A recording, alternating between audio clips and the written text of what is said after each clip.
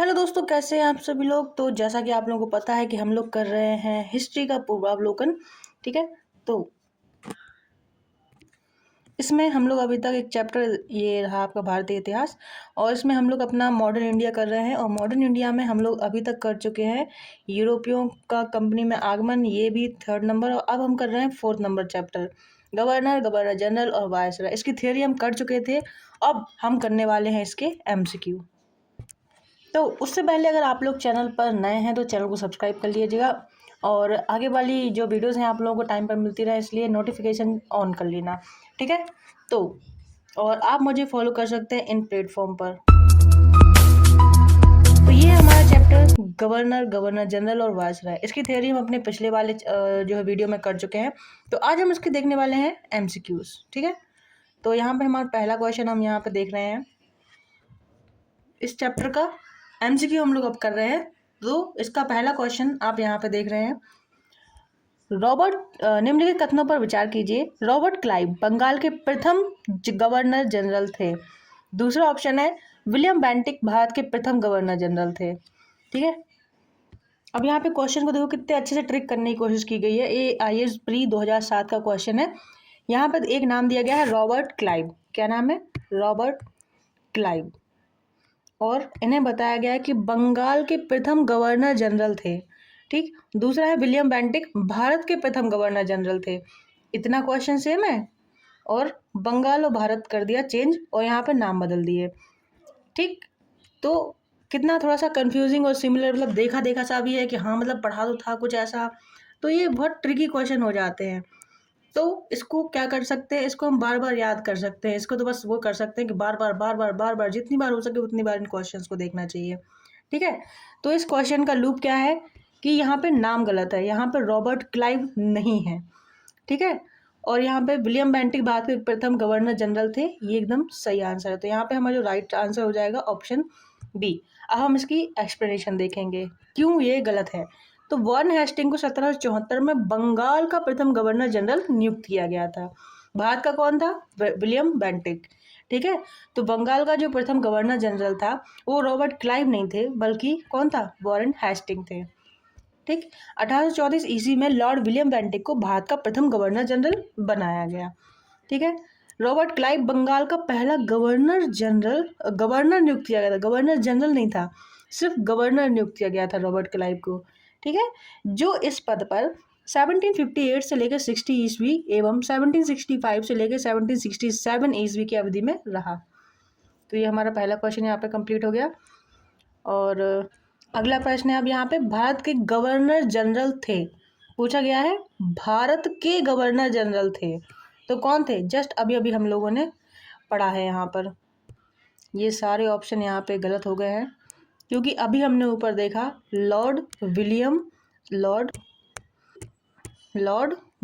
Bentinck. तो क्या हुआ, ये लॉर्ड विलियम बेंटिक है यहाँ पर, और यहाँ पे कोई ऑप्शन में नहीं है। तो ये RTS का है, जो भी है। अगला प्रश्न देखेंगे जो कि BPSC प्री में पूछा गया था, री एग्जाम।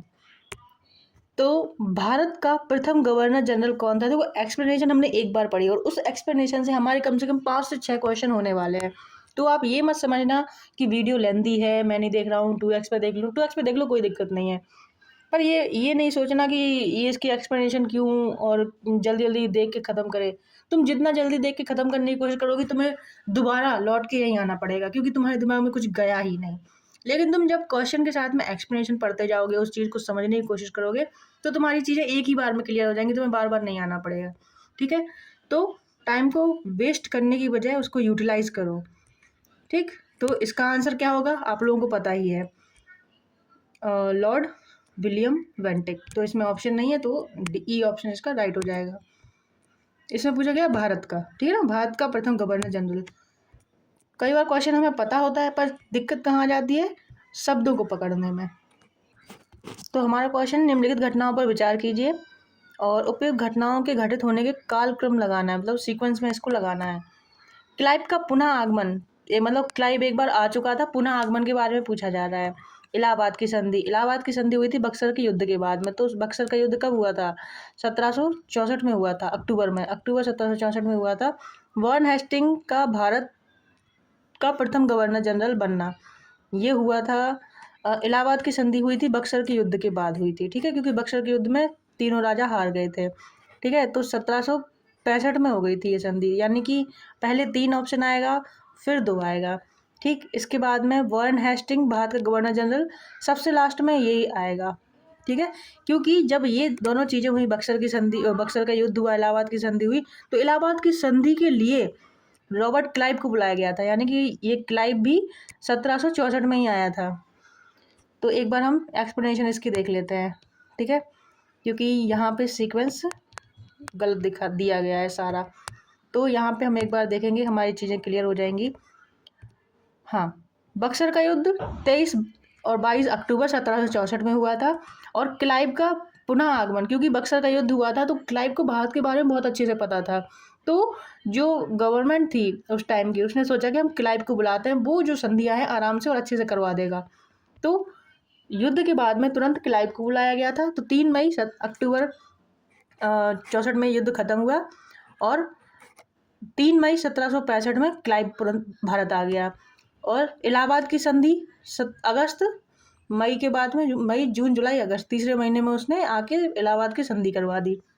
वॉरेन हेस्टिंग का बंगाल का गवर्नर जनरल बनना 1772 में हुआ, ठीक है। इस प्रश्न में त्रुटि है, वॉरेन हेस्टिंग को भारत का गवर्नर जनरल बताया गया है, जो कि गलत है। वह कलकत्ता प्रेसिडेंसी या बंगाल का गवर्नर है।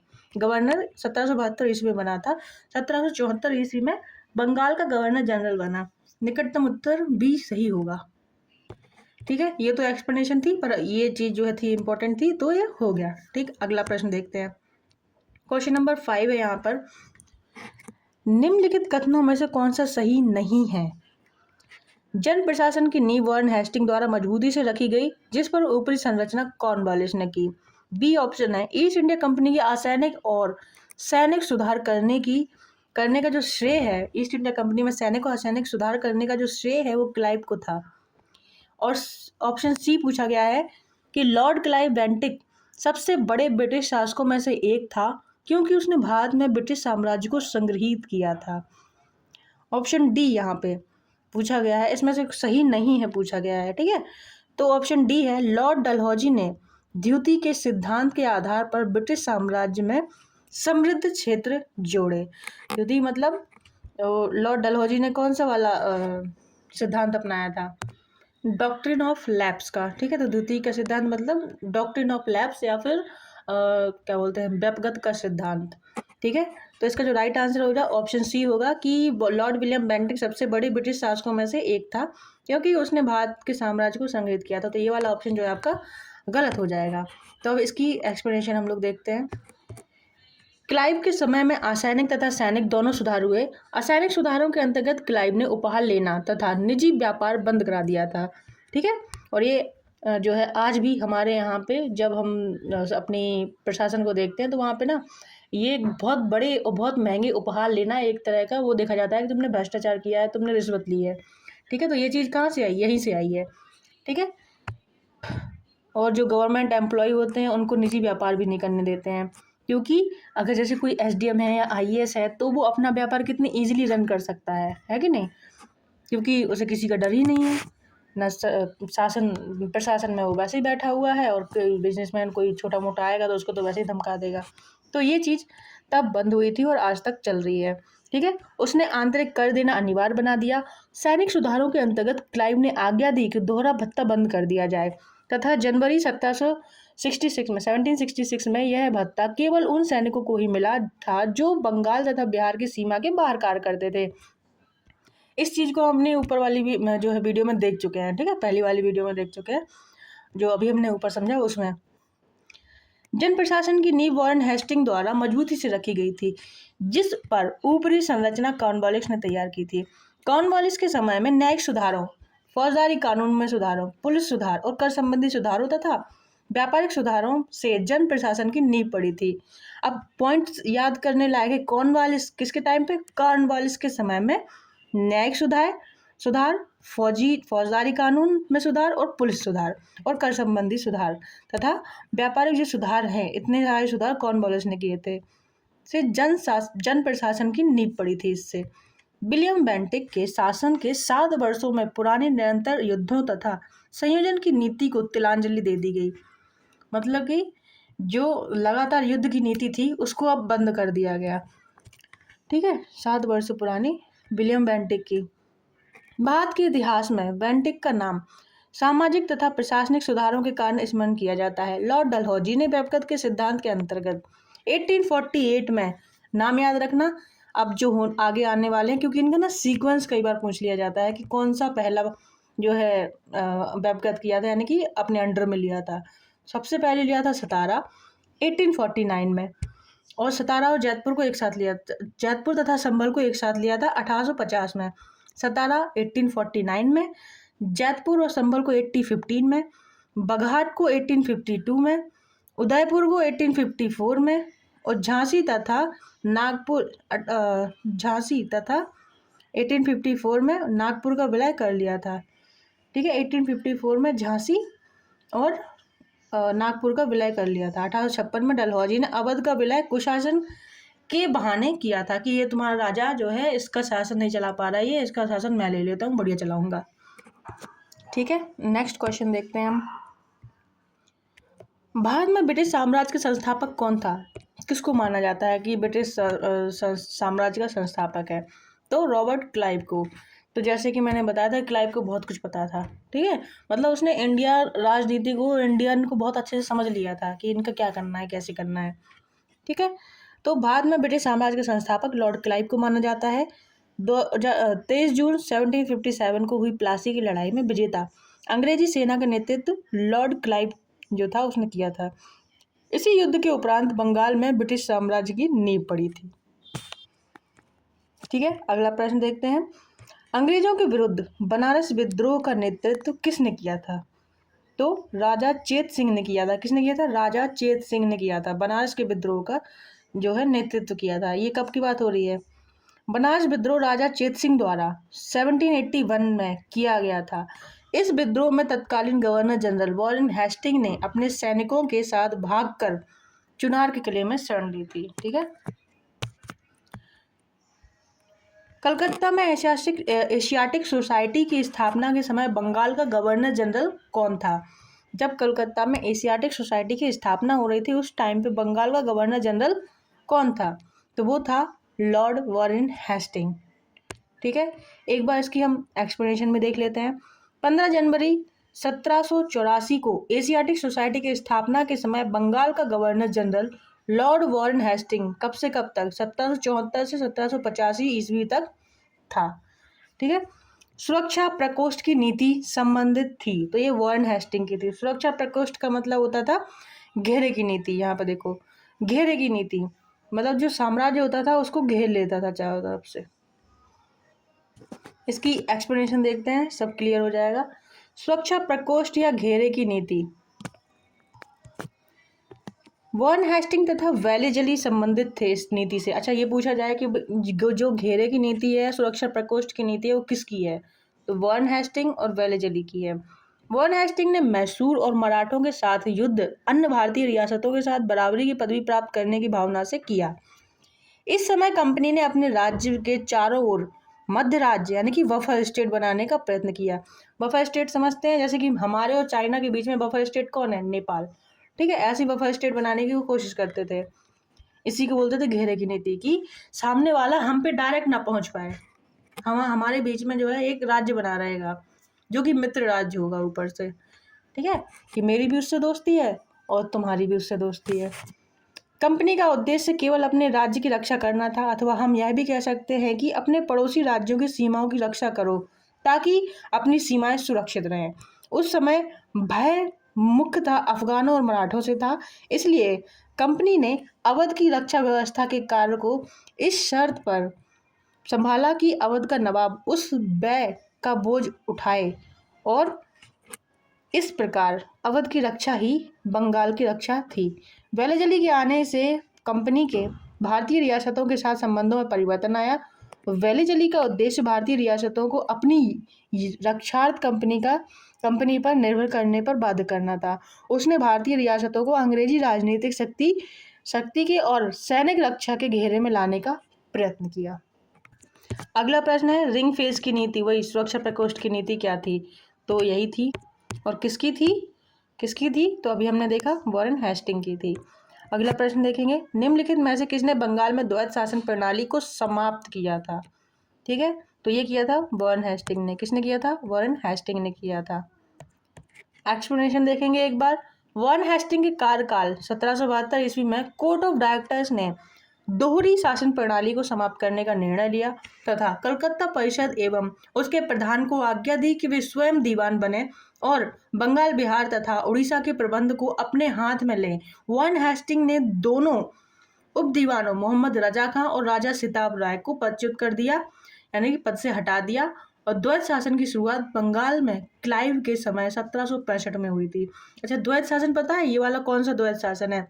यहाँ पे बात ऐसी हुई कि जब बंगाल का युद्ध हुआ, जब प्लासी का युद्ध हुआ, तो प्लासी के युद्ध में क्या हुआ कि ये लोग जिम्मेदारी नहीं लेना चाहते थे। तो इन्होंने क्या किया कि जो दो यहाँ पे आपको नाम दिए गए हैं दीवान, मोहम्मद रजा खां और राजा सिताब राय, जो मोहम्मद रजा खां थे उनको जो है जिम्मेदारी दे देते हैं कि तुम लोग जो है दीवान हो आज के बाद में, यहाँ का राजस्व वगैरह तुम देखोगे, और राजस्व वगैरह हम देखेंगे और व्यवस्था तुम देखोगे। तो ऐसा करके इन्होंने एक द्वैध शासन बना लिया था। तो इस चीज़ को उन्होंने ख़त्म कर दिया कि नहीं, अब सब कुछ जो है अंग्रेजों के हाथ में होगा, इंडियंस के हाथ में कुछ भी नहीं होगा। तो ये थी द्वैध शासन प्रणाली। अगला प्रश्न है, बंगाल में द्विशासन प्रणाली किसके द्वारा लागू की गई थी? अब खत्म की है किसी ने तो लागू भी की होगी। तो ये रॉबर्ट क्लाइव ने लागू की थी। और खत्म किसके द्वारा की गई थी? तो खत्म की गई थी वॉरेन हेस्टिंग के द्वारा, इनके द्वारा खत्म की गई थी, और रॉबर्ट क्लाइव के द्वारा चालू की गई थी या फिर लागू की गई थी। ठीक है, लागू की गई थी। अगला प्रश्न देखेंगे। अगला प्रश्न है यहाँ पे, किस गवर्नर जनरल पर महाभियोग का मुकदमा चलाया गया था? ठीक है, वॉरेन हेस्टिंग के ऊपर चलाया गया था कुछ अन्यायपूर्ण तथा निरंकुश कार्यों के कारण। यहाँ पे देखेंगे एक्सप्लेनेशन में कि क्या हुआ था आखिरकार। तो वॉरेन हेस्टिंग के अन्यायपूर्ण तथा निरंकुश कार्यों के कारण उस पर महाभियोग का मुकदमा चलाया गया, जो 1788 से 1795 ईस्वी तक चलता रहा। किंतु ब्रिटिश संसद ने उसकी सेवाओं को देखते हुए उसे सभी दोषों से मुक्त कर दिया। यह भी कहा गया कि वॉरेन हेस्टिंग ने यह सब कुछ साम्राज्य के हित के लिए किया था, ना कि अपने लिए। वॉरेन हेस्टिंग पर लगे महाभियोग के बारे में विद्वानों के मत भिन्न हैं, किंतु बी ए स्मिथ जो है उनका निर्णय अधिक मान्य है। वह लिखते हैं कि उसके जो थोड़े से दोष, जहाँ तक वे वास्तव में दोष थे, उस राजनीतिज्ञ के दोष थे जिस पर सहसा ही संकट आ पड़ा हो तथा जिस पर इतनी कठिन उलझनें आ पड़ी हों कि कभी कभी मानवीय समझ में भूल चूक हो जानी आवश्यक ही थी। टोटली उसको डिफेंड करने की कोशिश की गई, क्योंकि वो एक ब्रिटिश था और ब्रिटिशर्स था, ऊपर से ब्रिटिशर्स का ऑफिसर था, ऊपर से इंडियंस के खिलाफ तो वैसे ही रहते थे। तो कुछ भी कहो, दोषी तो वो था ही। अगला, निम्नलिखित में से किस पर ब्रिटिश संसद के महाभियोग का मुकदमा चलाया गया था? सी, वॉरेन हेस्टिंग पर। ठीक। वेल्लोर का विद्रोह किस गवर्नर जनरल के समय में हुआ था? तो ये हुआ था सर जॉर्ज बार्ले के टाइम पे। किसके टाइम पे? सर जॉर्ज बार्ले के टाइम पे। इसकी एक बार एक्सप्लेनेशन देखेंगे क्यों हुआ था। 1806 में वेल्लोर की मद्रास की सेना के भारतीय सैनिकों ने एक विशेष प्रकार की पगड़ी पहनने, दाढ़ी मुंडवाने तथा तिलक न लगाने के विरुद्ध विद्रोह कर दिया। इस समय governor general sir George barley था। इसी काल में बैंक ऑफ कलकत्ता की भी स्थापना हो गई। वेल्लोर के विद्रोह को 1857 ईस्वी क्रांति का पूर्वगामी भी माना जाता है। सो बेसिकली बात ये थी कि जब अंग्रेजों ने अपनी फौज बनानी चालू की तो उन्होंने कहा कि हमारी वाली टोपी पहनोगे, अपनी दाढ़ी मुझे हटानी पड़ेंगे और तिलक भी नहीं लगाओगे। तो ये सब उन्होंने कहा कैसे कैसे होगा, हम तो हमेशा से लगाते आए हैं। तो विद्रोह हो गया। अगला प्रश्न है यहाँ पर, भारत में न्यायिक संगठन की स्थापना किसने की थी? तो वो की थी लॉर्ड कॉर्नवालिस ने। किसने की थी? लॉर्ड कॉर्नवालिस ने। दीवानी और फौजदारी न्यायालय के श्रेणीबद्ध संगठन के जरिए न्याय प्रदान करने की एक नई व्यवस्था की नींव अंग्रेजों ने रखी।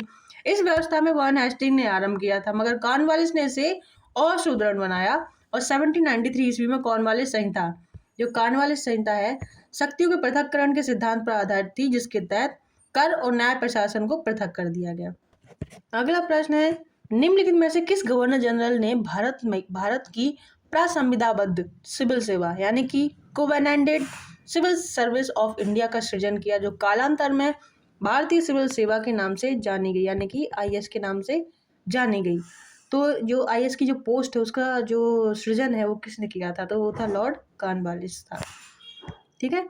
भारत की प्रसंविधाबद्ध सिविल सेवा, सही से नाम देखो हिंदी में, प्रसंविधाबद्ध सिविल सेवा या लोक सेवा का सृजन कॉर्नवालिस द्वारा किया गया था। बंगाल का गवर्नर जनरल बनने के बाद कॉर्नवालिस ने प्रशासन को पुनः गठित किया तथा राजस्व बोर्डों को भंग करके इसके संबंध में नए नियम बनाए तथा कंपनी के अधिकारों के व्यक्तिगत व्यापार से संबंध में भी नए नियम बनाए। उसने कॉर्नवालिस कोड के माध्यम से दीवानी तथा न्यायिक क्षेत्रों में स्पष्ट विभाजन किया, जिससे आगे चलकर भारतीय सिविल सेवा का रूप लिया। मतलब कि वो कलेक्टर थे, जो बेसिकली आईएएस थे वो कलेक्टर थे, वो राजस्व को कलेक्ट करने के लिए बनाए गए थे। ठीक है।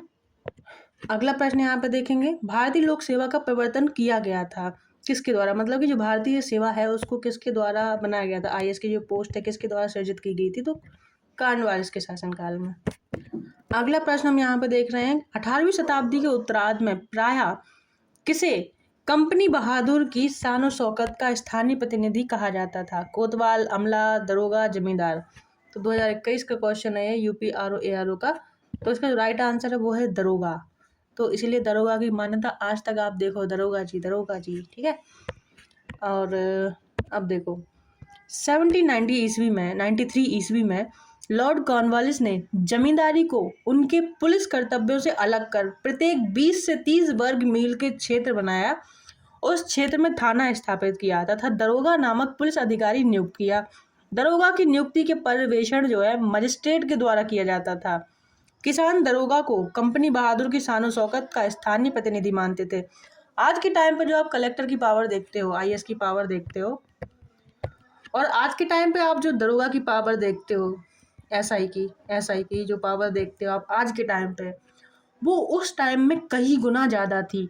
आज के टाइम में अगर आप देखो, आप कहीं शहर में रह रहे हो किसी, जैसे कि आप इलाहाबाद जैसे शहर में रह रहे हो, तो सिर्फ इलाहाबाद में उसकी नहीं चलती थी, आसपास के जो ज़िले हैं ना उसमें भी चलती थी।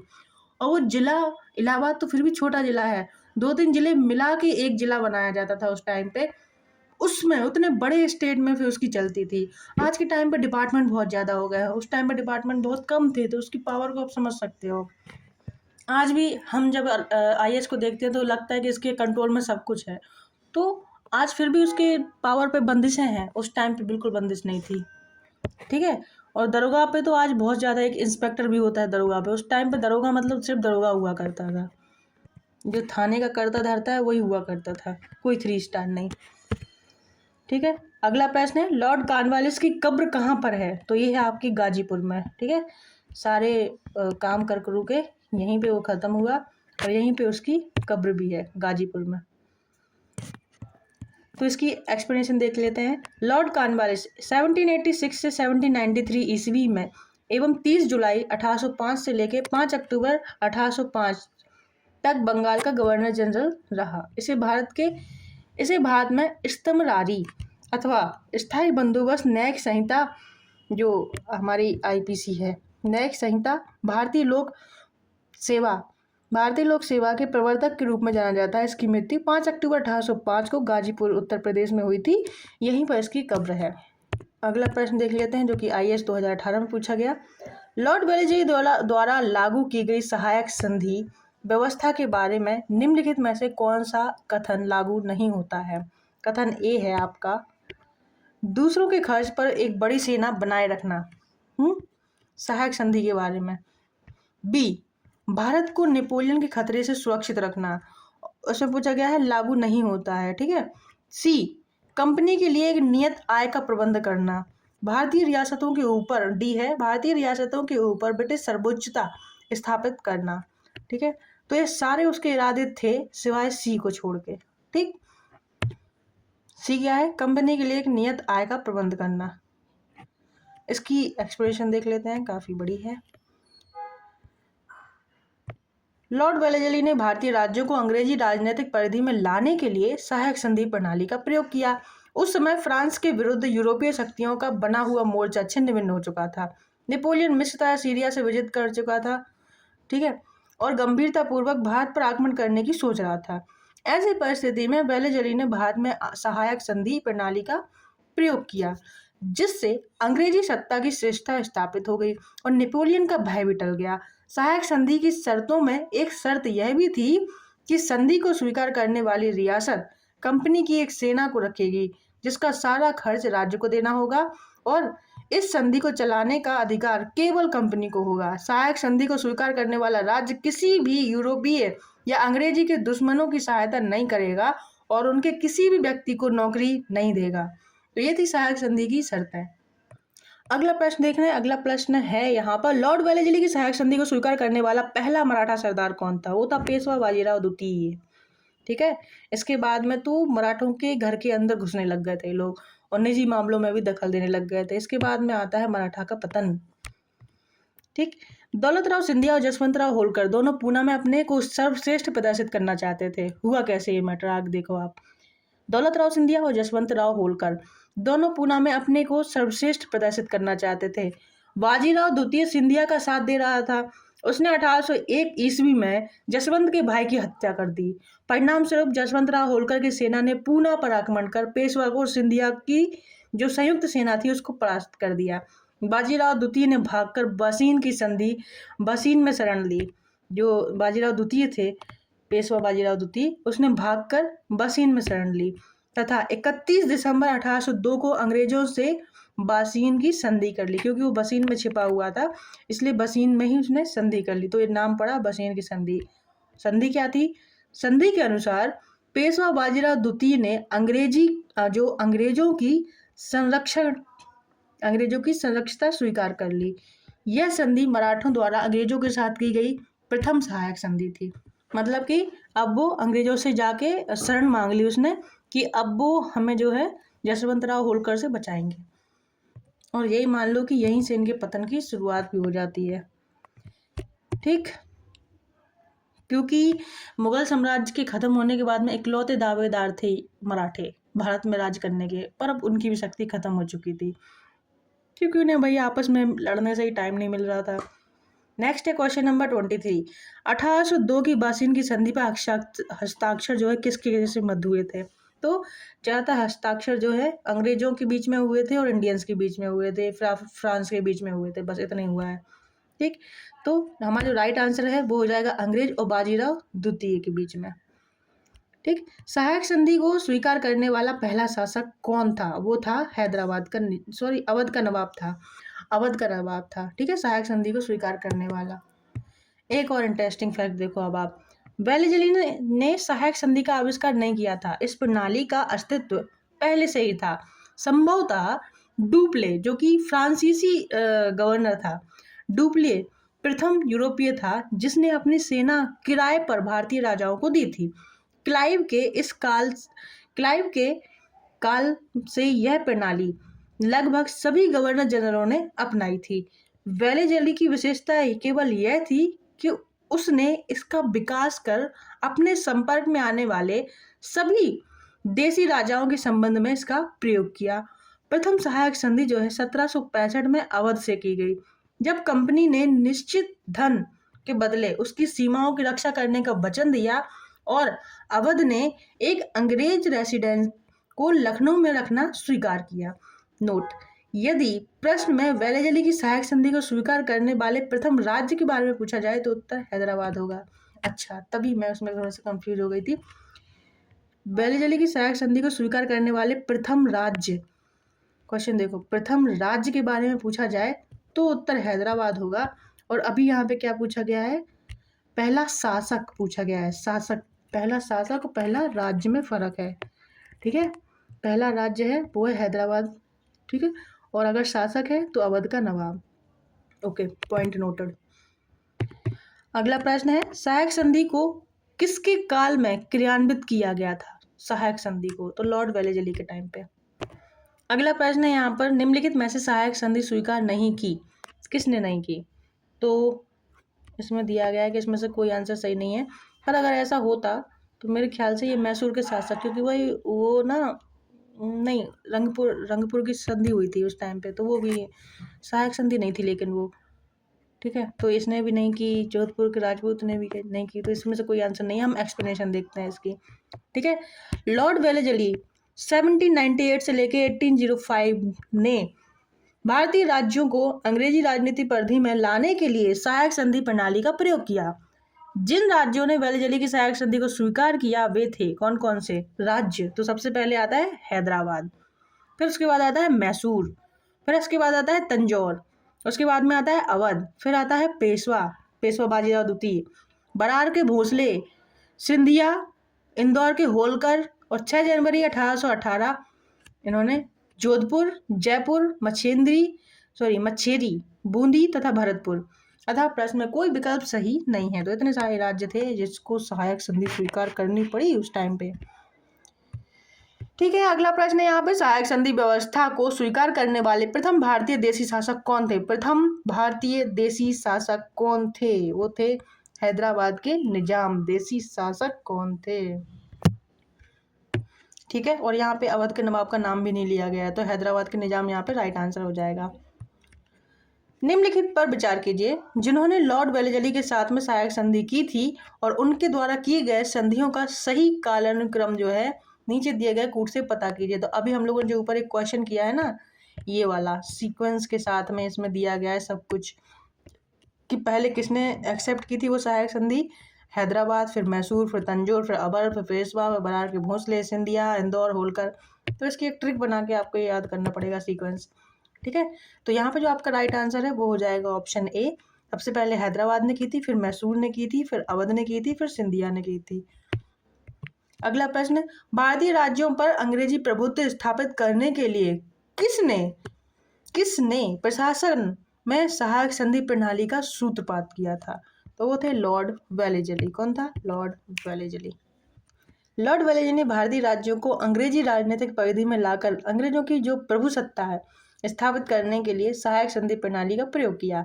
इससे अंग्रेजी सत्ता की श्रेष्ठता और प्रभुसत्ता स्थापित हो गई। अगला प्रश्न है, ईस्ट इंडिया कंपनी का राजपूत राज्यों से सहायक संधि करने का मुख्य उद्देश्य क्या था? अंग्रेजों की प्रभुसत्ता स्थापित करना, ठीक है। ईस्ट इंडिया कंपनी का राजपूत राज्यों से सहायक संधि करने का मुख्य उद्देश्य क्या था? तो उनका उद्देश्य था अंग्रेजों की प्रभुसत्ता स्थापित करना, ठीक है। खिराज के, इसमें और भी ऑप्शन है कि खिराज के रूप में धन प्राप्त करना, मराठा पिंडारी आक्रमण से इन राज्यों की सुरक्षा करना। भाई वो राज्यों की सुरक्षा तो बिल्कुल नहीं करना चाहते थे। दूसरा, शत्रुओं के विरुद्ध सैनिक सहायता प्राप्त करना। सैनिक उनके पास अच्छे खासे थे ही और नई प्रणाली से वो युद्ध भी करते थे, तो उन्हें इस चीज़ की कोई जरूरत नहीं थी। खिराज के रूप में धन प्राप्त करना, धन उनके पास आराम से आया था, उन्होंने बंगाल जीत रखा था, ठीक है। तो ये था इसका राइट आंसर ऑप्शन डी। तो आज की इस वीडियो में हम लोग इतना ही रखते हैं, मिलते हैं नेक्स्ट वीडियो में, और हम लोग आगे क्वेश्चन अगली वाली वीडियो में करेंगे, क्योंकि एक तो ये वीडियो लंबी हो रही है ज़्यादा, और इस वीडियो में जो है इस चैप्टर में जो है क्वेश्चन भी ज़्यादा है। इसमें देखो 129 क्वेश्चन है पूरे, तो हम इसे नेक्स्ट वीडियो में कवर करेंगे, ठीक है। मिलते हैं नेक्स्ट वीडियो में। टाटा बाय, राधे राधे, जय हिंद।